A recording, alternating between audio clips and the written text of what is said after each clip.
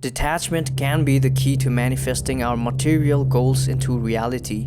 As we'll explore this, you will understand how this will help you cultivate superpower-like quality to manifest your goals, regardless of whatever that is. But what does detachment actually mean? Do we have to give up all our desires in order to manifest them? If not, what do I actually let go? We'll explore all this from the perspective of both law of assumption and Buddhism today and learn all that in great detail. If you are new to this channel, don't forget to hit the subscribe button so you can stay in tune with all of our new teachings as well as get all the free meditations that we offer on a weekly basis. While on the surface, Buddha's teachings are more catered towards achieving inner peace and enlightenment, and Neville Goddard's teachings are more geared towards attainment of desires in the material world. Can we still find some common ground that teaches us how to balance our physical and spiritual desires? Let's think about this. Buddha's teachings are mostly about the mastery of the inner world, our emotions, thoughts, and the way we perceive our world. And Neville Goddard's teachings are more based on the mastery of the outer world, how we can influence our reality through the use of our imagination. Can we actually find a common ground to balance these two teachings that come from two different parts of the world?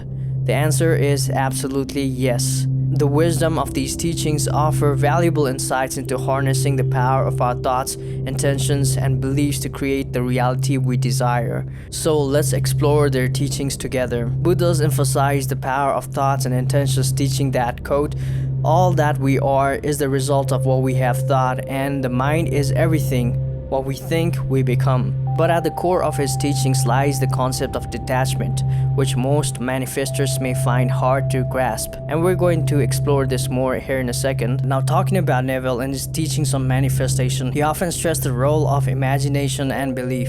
One of my favorite quotes from him is, "Assume the feeling of your wish fulfilled, and continue feeling that it is fulfilled until that which you feel objectifies itself." It's all about how our thoughts and feelings shape our reality, and by immersing ourselves in the feeling of our desires already being fulfilled, we align ourselves with the energy needed to manifest them. Another one of my favorite quotes from Neville is, "Our present mental conversations do not recede into the past as man believes. They advance into the future to confront us as wasted or invested words." It's all about how our thoughts and feelings shape our reality, and by immersing ourselves in the feeling of our desires already being fulfilled, we align ourselves with the energy needed to manifest them. So from this regard, both Buddha and Neville Goddard don't differ so much. Where the difference comes in is what should we aim towards in life.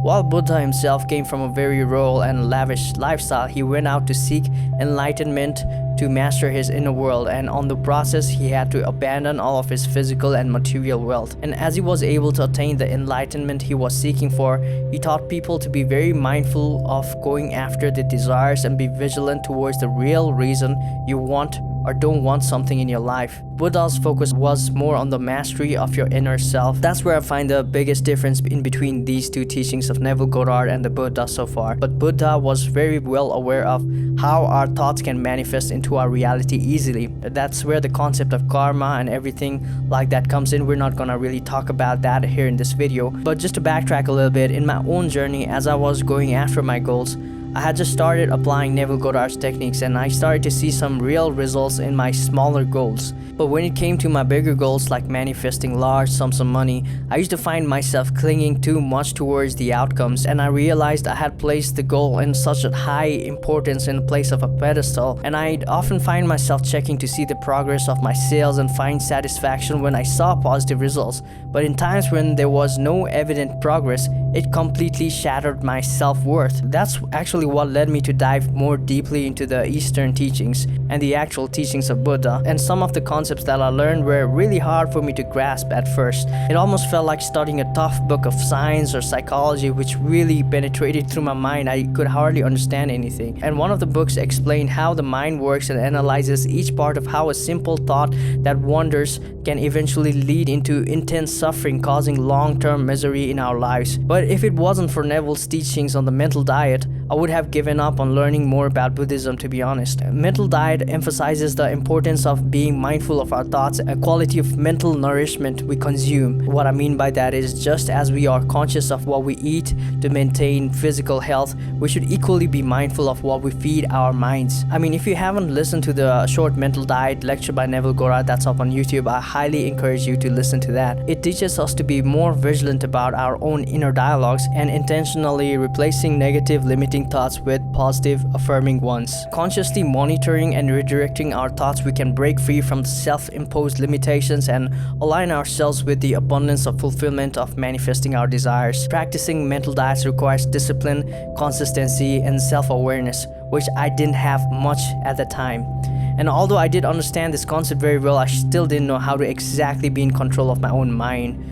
And that's when I turned back into the teachings of Buddhism again and decided to start from where I had left off. And I started learning about this teaching called dependent origination, and I think it was one from the Mahayana Sutras. Dependent origination explores the interconnected nature of all things and the causal relationship that give rise to our experiences. It teaches that nothing exists independently but rather arises due to multiple causes and conditions. And it also talks about how suffering arises in our life, and there are 12 stages where one has to go through, which creates the process of birth and death, and I'll explain more about what this means here in a second. And just to elaborate more on this, I wanted to take you through this quickly with an example of a lady named Sarah who wants to buy a smartphone. Let's say she wants to buy an iPhone that's out in the market. It's a brand new iPhone. The first stage is ignorance. Sarah is unaware of the impermanent nature of desires and the interconnectedness of her craving with her overall well-being and happiness. The second stage is mental formation. The craving for the smartphone arises in Sarah's mind as a result of her conditioning, desires, and the influence of advertisement and the societal expectations. Stage 3 is consciousness. Sarah becomes aware of her desire for the smartphone as it arises in her consciousness. She recognizes the object of her desire and starts contemplating its acquisition. Stage 4 is mind and body. Sarah now experiences a combination of mental factors such as thoughts, desires, and intentions, along with the physical sensation of excitement or anticipation associated with the desired smartphone. Stage 5, sixth sense basis. Sarah can perceive the smartphone through her sense organs, primarily through visual senses, but there has not been contact, and we go into the next step, which is the contact. Now Sarah actually encounters the information or experiences related to the smartphone, like the advertisement, through the sixth sense basis. She sees the advertisement or images of the smartphone. Stage 7 is feelings. Sarah experiences a sense of excitement as she imagines owning and using the smartphone. Thought of having the smartphone may make her feel pleasurable, but at the same time thought of not having it make her miserable. And now stage 8 is craving. Based on the pleasurable feelings, Sarah develops a strong craving for the smartphone. She desires to possess it and believes that it will bring her happiness and satisfaction. And now we come to stage 9, which is clinging. Sarah becomes emotionally attached to the idea of owning the smartphone. She may start obsessing over it constantly and feeling a sense of lack or incompleteness without it. Stage 10 is becoming or existence. The intense craving and attachment to the smartphone influence Sarah's intentions, actions, and choices. It may shape her behavior, priorities, and even affect her relationship as she focuses on acquiring the iPhone. Stage 11 is birth. Sarah finally acquires the smartphone, either by purchasing it or by receiving it as a gift. This marks the birth of the desired object in her life. Now the last stage is aging and death. Over time, Sarah's enthusiasm and excitement about the smartphone starts to fade. The initial pleasure diminishes, and the smartphone gradually becomes just another item in her possession. Eventually, the smartphone may become outdated or be replaced by newer models, leading to Sarah's disinterest in it. More importantly, what happens in the end is that this pattern of craving towards something keeps growing stronger. She may get into the habit of switching smartphones as soon as she feels like the initial spark is gone. This creates more ignorance, and the process starts all over again. Now I know that's probably a lot for you to take right now, but understanding the interplay of causes and condition through the dependent origination, I started to see patterns in my own life of how I'd start to over-attach myself with the desires, perhaps more than I should have.